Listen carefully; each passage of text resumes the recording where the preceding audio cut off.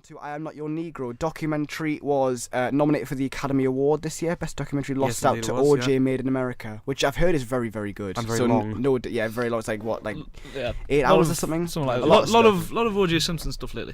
Yeah. Lot of O.J. Wonder Simpson why. stuff, yeah. So this is the film that lost, but very deserving of its nomination, I would say. I Am Not Your Negro. Yeah, so in 1979, James Baldwin is a sort of an author and like a speaker and like a lecturer as well. He's an essayist. Yeah, an essayist. Okay.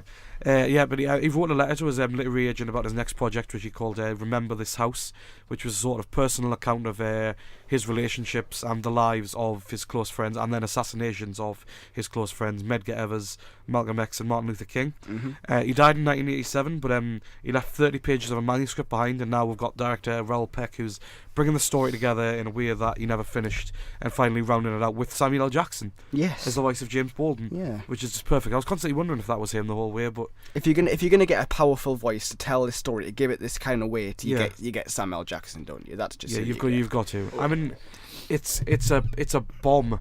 This film.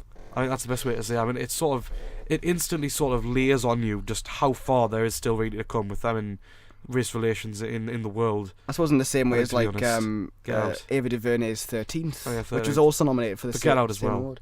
Yeah, I'd agree. Yeah. We are getting a lot more racially motivated like films that. I think while Get Out was on the side of the subtle racism, that still has a long way to go. This is sort of like the more direct racism, like Black Lives Matter and stuff like that. Yeah. Where the police brutality and lots of stuff That's like one of that. the most arresting things. It's that combination of the archive footage, which shows like TV appearances that James Baldwin was on when he was on the Dick Cavett show, and you sit and think like, this actually happened. Like this conversation actually happened where we're saying like, you know, black people aren't equal or whatever the kind of stuff they're talking about, and it just doesn't make any sense. But then you sort of juxtapose that with the modern day footage when you've got like there's that montage sequence of all the presidents saying sorry for the things that happened, but like nothing's being done. Like we've not really progressed We're much, is it? sorry. Yeah, that's what it is. We're sorry. Trump's apology was, "We're sorry, but you've got to get used to it." Oh, cool. So that's just I how mean, it is, there's isn't it? literally a montage of the people apologising. That's what I've just said.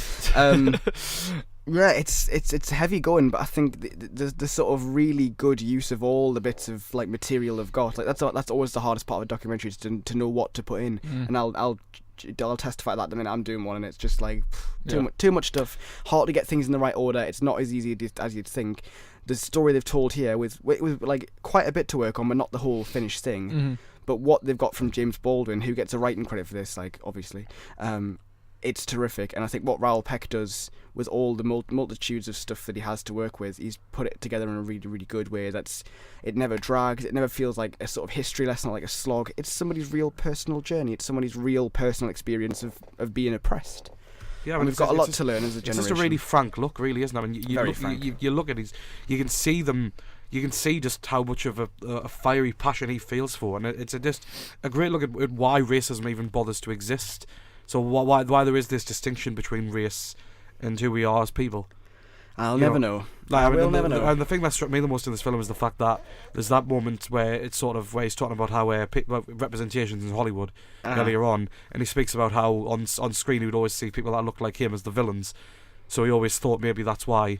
I mean that relates to something Riz Ahmed said earlier this week. I don't know if he said it or not, but he said that maybe that's why things like ISIS and stuff are seeming like a decent option for young youths of that orientation, because there's nothing else. Because for them. there's nothing else to represent, and obviously ISIS with their like weirdly well edited and well shot recruitment videos. They are really well done. They seem to be like the badass James Bond kind of things, where It's everyone, like Neil Bean, every like Neil representation Bean, in modern Western media seems to be negative. Yeah. And that just shows there's so long way to go. Oh, I know. I mean, especially, Danny Pudi as well said, he was talking about Community this week, and he said, it was nice to play Arbed because that year I played 3 different characters called Sanjay. There you go. Like, there you go. But it's a very interesting watch, and it does stay with you. It really, really does.